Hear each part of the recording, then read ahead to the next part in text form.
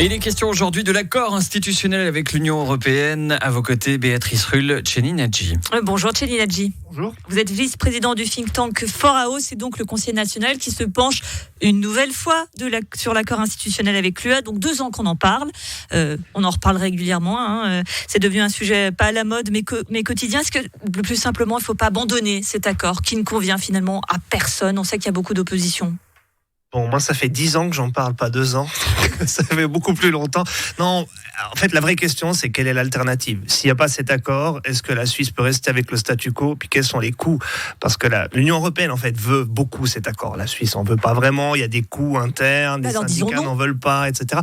Si on n'en veut pas, disons non. On peut tout à fait dire non. Mais il y aura des coûts associés à une érosion de la voie bilatérale. Et c'est ça, surtout, qui retient beaucoup le Conseil fédéral et qui le fait rester pour le moment à la table des négociations avec l'Union européenne. Le bénéfice coût-risque, actuellement, il est de combien ?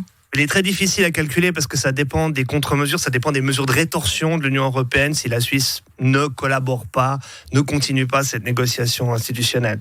Donc il y a une grande inconnue. Je pense que l'Union européenne pourrait prendre des mesures quand même assez significatives, en tout cas sur certains secteurs de l'économie suisse. Maintenant, il est évident que pour monsieur et madame tout le monde, ça n'aura pas un grand impact non plus.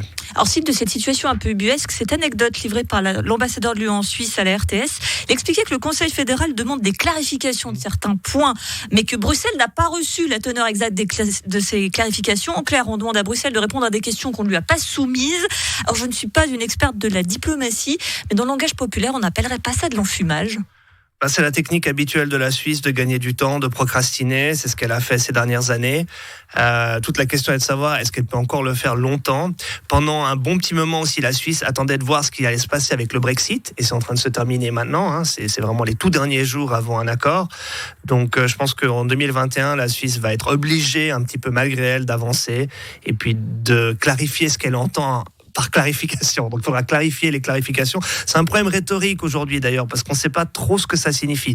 On est d'accord que personne n'y comprend rien, là, quand même. Comprend pas, mais même moi, j'y comprends pas grand-chose, je dois dire. Et puis, la question est de savoir si il faut clarifier certains points qui sont encore problématiques de l'accord, dans des annexes, qu'on peut tout à fait mettre à la fin de l'accord, ou est-ce qu'il faut renégocier l'accord? Est-ce qu'il faut ouvrir les organes vitaux de l'accord et puis essayer de les changer? Et ça, c'est pas du tout clair et le Conseil fédéral n'a pas encore spécifié ce qu'il voulait faire. Mais ce Conseil fédéral, est-ce qu'il a envie finalement d'un accord? On n'a pas l'impression qu'il y ait une impulsion politique pour, si ce n'est trouver un accord, au moins régler le dossier. Le Conseil fédéral, on n'a pas vraiment envie parce que ça signifierait devoir passer en force, devoir passer sur le corps des syndicats, d'une partie du patronat, des partis politiques, enfin la plupart des partis politiques, et c'est pas quelque chose que le Conseil fédéral aime faire. Le Conseil fédéral aime essayer de construire des consensus.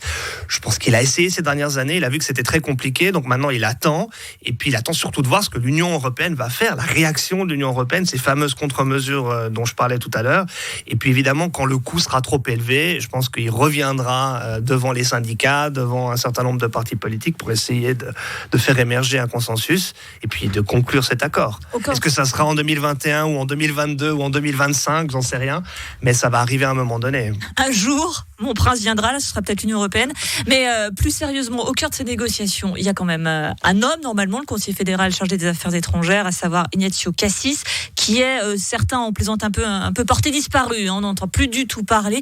Est-ce qu'il est l'homme de la situation, Ignazio Cassis, dans ce dossier qui est quand même important? Bon, c'est un dossier toxique. Avant lui, il y avait Burkhalter. On se posait aussi la question. On voyait plus d'idées Burkhalter quand même, au moins dans la communication. On se posait aussi la question de savoir si dans le Conseil fédéral, il avait suffisamment de relais. C'est un dossier toxique. C'est un dossier toxique parce que la Suisse ne voit pas tellement ce qu'elle a gagné avec cet accord institutionnel. C'est davantage d'obligations pour pas grand-chose. En plus, il n'y a pas d'ouverture du marché européen en plus.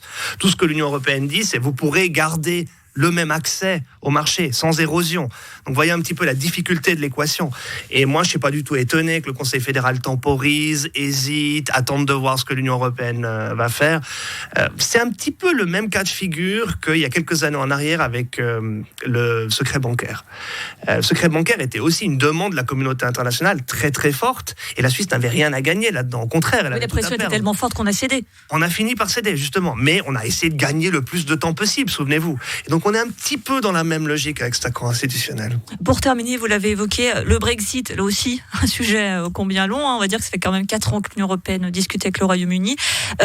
quoi qu'il arrive, le Royaume-Uni va quitter l'union douanière le 31 décembre. Est-ce que ce dossier, par mesure de ricochet, peut nous servir, nous, à savoir qu'on n'était clairement pas la priorité entre la pandémie et cela, et que maintenant, la Suisse va un petit peu remonter en haut de la pile?